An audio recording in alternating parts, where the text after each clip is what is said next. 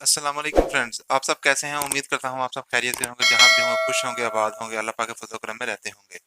आज हम इस वीडियो में बात करेंगे कि चाँद जो हमारी ज़मीन के गिर्द घूमता है, इसका हमें एक ही चीज़ नज़र आती है, सामने जो तस्वीर नज़र आती है जिसमें हम कहते हैं कि जी हमारे चाँद में दाग है। ये दाग किस चीज़ का है? जो हमारी माएँ हमें कहती हैं कि जी ये अम्मा हाजरा का चरखा है, इसके बारे में हम क्लियर करेंगे।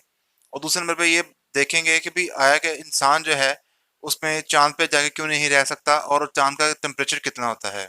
अब ये देखते हैं हम सूरज है, ये आपको मैंने कल की वीडियो में बताया था कि सूरज के गिर्द ही ज़मीन जो है वो अपने चक्कर लगाती रहती है, अपने मदार के अंदर चक्कर लगाती है। ये ज़मीन सूरज के गिर्द जो है चक्कर लगाती है, इस तरह भी घूमती है, चक्कर लगाती हुई, और ये गोल भी घूमती है। मतलब ये इस तरह भी घूमती है और इस तरह गोल चक्कर भी लगाती है, यूँ गोल घूमती हुई भी चक्कर लगाती है।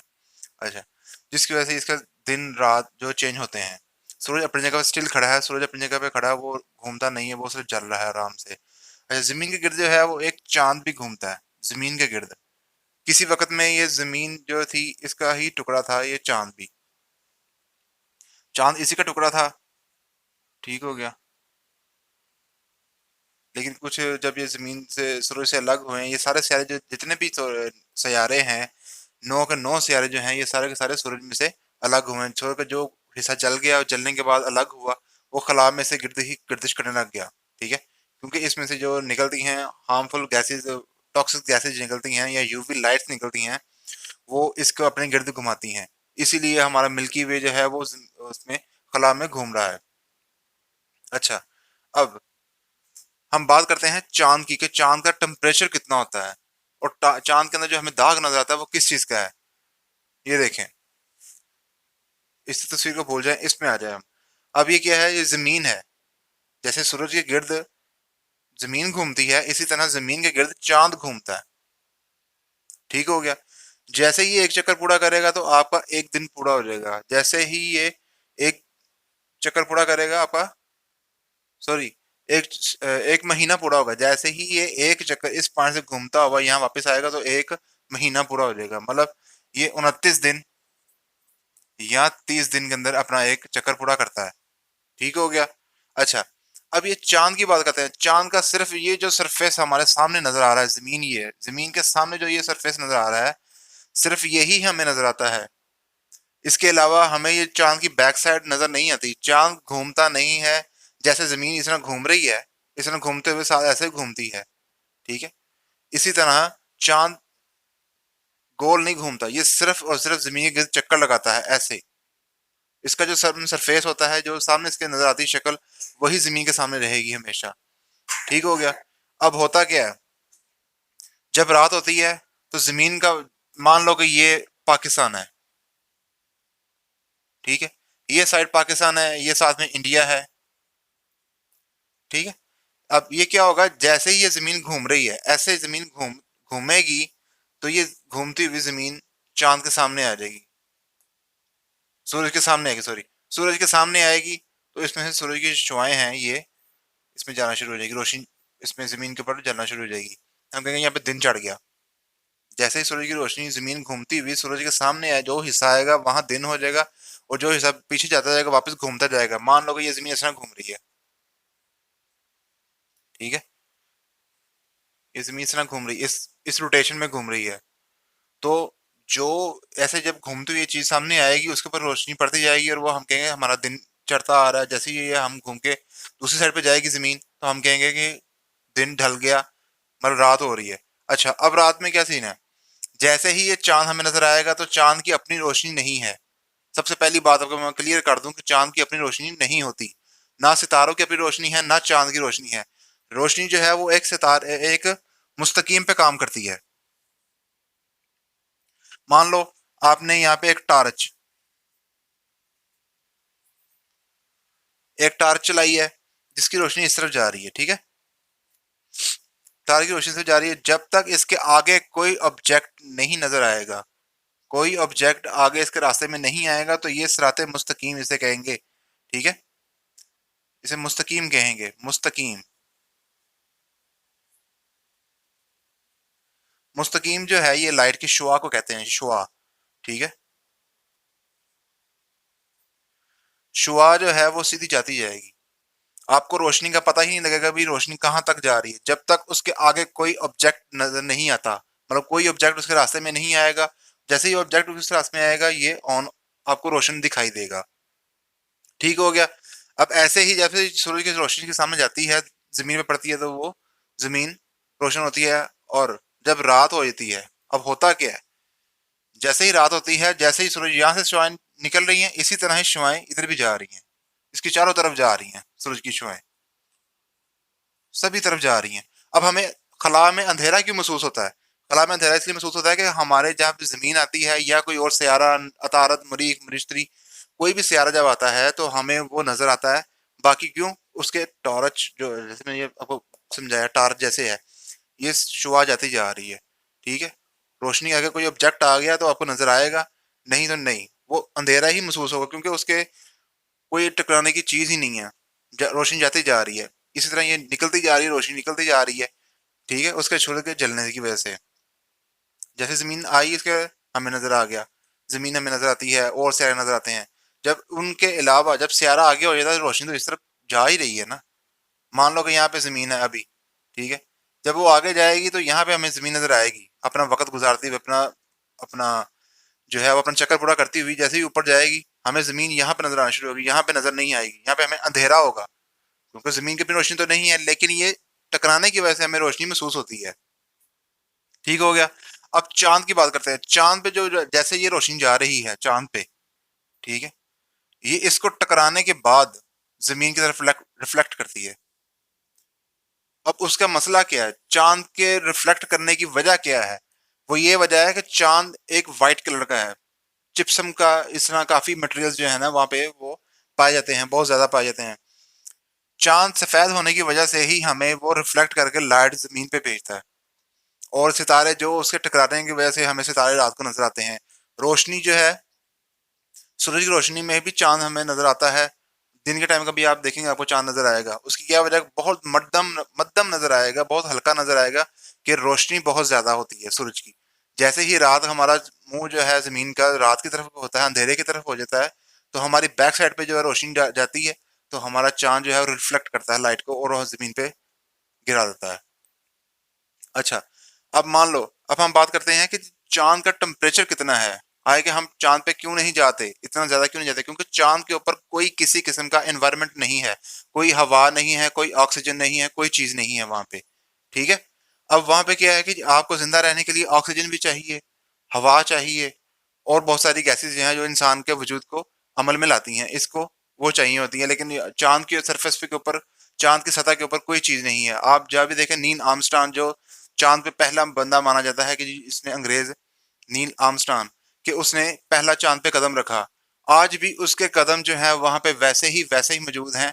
आप यहाँ से एक जमीन पे लगा लो, आप जमीन पे जब चल के जाओगे तो आपके पाँव के निशान होंगे। जैसे ही आप पाँव उठा के चले जाएंगे, कुछ आगे चले जाएंगे, पीछे जो इन्वायरमेंट है, हवा, ऑक्सीजन, वो मिट्टी को मिला देगी आपस में।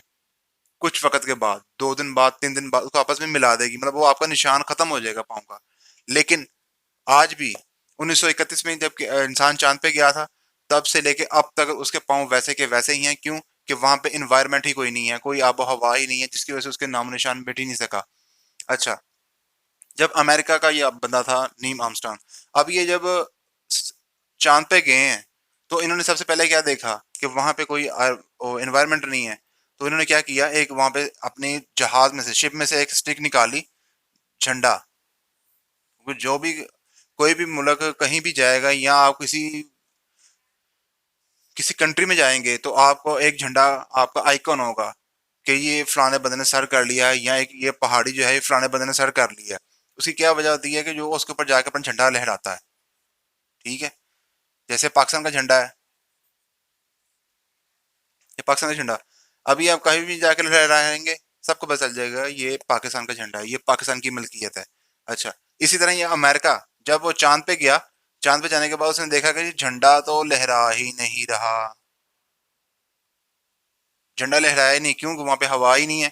अब झंडा जो है वो नीचे जमीन के साथ लग गया। उन्होंने उसको उठाने की कोशिश की, यहाँ से पकड़ के उसको उठाया, वो फिर नीचे, उठाए फिर नीचे। फिर वहां पे जो नील आर्मस्ट्रांग थे, उन्होंने अपने जहाज में से एक ला के स्टिक, जो उनके इस्तेमाल में थी, उन्होंने स्टिक ला के बाद उसको ये स्टिक तो जमीन में लग रही थी, ठीक है, उन्होंने इधर भी एक स्टिक लगा दी कि स्टिक की मदद से हम इसे खड़ा कर सकते हैं। अगर कहें हवा की वजह से, तो हवा की, जैसे आप देखें जमीन पे आपकी हवा बंद हो जाए, हवा नहीं चल रही, घुटन है, तो आपके कोई कपड़े या कोई झंडा होगा वो नीचे की तरफ झुका होगा, वो पता ही नहीं चलेगा कि भी कौन, ये झंडा किसका है किसका नहीं है। उसको लहराए रखने के लिए उन्होंने यहाँ पे भी एक स्टिक लगा दी। अब इसके साथ इसको हैंग कर दिया, इसको यहाँ से बांध दिया। अब ये झंडा पूरा लहरा रहा है, लेकिन ये हिलेगा नहीं क्योंकि यहाँ पे हवा ही नहीं है, ये एक जगह खड़ा है बस। इसलिए उन्होंने वहां से वो तस्वीरें खींची थी, जिसलिए हम कहते हैं कि ये वो फेक है, वो फेक नहीं होता। उसको अकराए रखने के लिए उन्होंने ये स्टिकें लगानी पड़ी थी इनको। ठीक हो गया। अच्छा, अब वापस हम अब अपनी वीडियो की तरफ आते हैं कि चांद के ऊपर, चांद जो है इसका सिर्फ जो हमारे सामने सरफेस नजर आता है उसमें दाग नजर आता है। दाग की वजह क्या है, ये देखें मिसाल के तौर पे, अब ये रोशनी जो है ये व्हाइट बोर्ड पे जा रही है, जा रही है। अब इसके रास्ते में देखें मैंने हाथ कर दिया, नीचे साया नजर आया आपको। इसी तरह ही जैसे ये खड़े हैं, जो गड्ढे होते हैं, जिसे हम टोए भी कहते हैं पंजाबी में, गड्ढे कहते हैं उर्दू में। इस तरह जो है ना, जब रोशनी सूरज की उसके ऊपर टकराती है, उन घड़ों के ऊपर, यहाँ आपको भी मैं एक बात बताता हूँ, आपको इजी बताता हूँ कि जब आप कार चलाएं या बाइक चलाएं, तो आप देखेंगे सड़क के ऊपर आपको कभी अंधेरा और कहीं आपको रोशनी ज्यादा नजर आएगी। क्यों अंधेरा कहाँ नजर आता है, जो चीज आपकी रोशनी से नीचे होगी, सड़क से सरफेस से, सड़क के सरफेस से जो नीचे होगी, मतलब वो खड़ा गड्ढा होगा या कोई टोया जैसे पंजाबी में कहते हैं वो होगा, तो रोशनी वहां पे नहीं जाएगी, इसलिए वो हमें अंधेरा नजर आएगा। बाकी आगे सड़क जो है वो फिर हमें रोशनी नजर आती है। उसकी वजह यही है कि इसके ऊपर जो शहाब साकब, जो शहाब साकब लगते हैं,